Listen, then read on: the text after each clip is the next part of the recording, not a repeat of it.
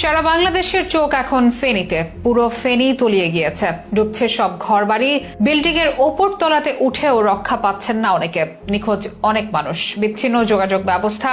স্মরণকালের সবচেয়ে বাজে সময়টি যেন পার করছে ফেনীবাসী। একটি মানুষও ভালো নেই। জীবনের অনিশ্চয়তা আর উদ্বেগ উৎকণ্ঠায় দিন পার হচ্ছে সবার। রাষ্ট্র যদি সব শক্তি দিয়ে ঝাঁপিয়ে না পড়ে, অনেক প্রাণহানি ঘটতে পারে ফেনীতে। কারোর সাথে কারো যোগাযোগ নেই, এমনকি ভলান্টারিও অনেক অংশে ভেঙে পড়েছে। সবাই প্রাণ বাঁচাতে ব্যস্ত।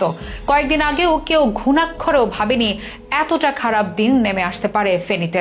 প্রশিক্ষিত আর সজ্জিত বাহিনী ছাড়া এই মুহূর্তে ওখানে খুব বেশি কিছু করাটাও মুশকিল। যতই সময় যাচ্ছে ফেনীতে বন্যা পরিস্থিতি ততই ভয়ঙ্কর হচ্ছে।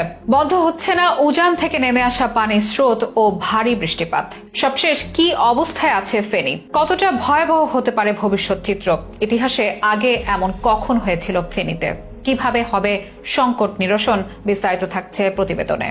বন্যা পরিস্থিতি তীব্র আকার ধারণ করেছে ফেনী অঞ্চলে। যত সময় গড়াচ্ছে পরিস্থিতি যেন ততই ভয়ঙ্কর হচ্ছে। সবচেয়ে ভয়াবহ অবস্থা দাঁড়িয়েছে ফেনীর ফুলগাজী, পরশুরাম ও ছাগলনাইয়া উপজেলায়। তাছাড়া ফেনী সদর, ফেনী শহর, দাগনভূঞা, সোনাগাজী উপজেলাও পানির নিচে তলিয়ে গিয়েছে। শোনা যাচ্ছে পুরো ফেনী এখন পানির নিচে। বন্যার পানিতে তলিয়ে গেছে বাড়িঘর, রাস্তাঘাট, ফসলি জমি, ভেসে গেছে পুকুর।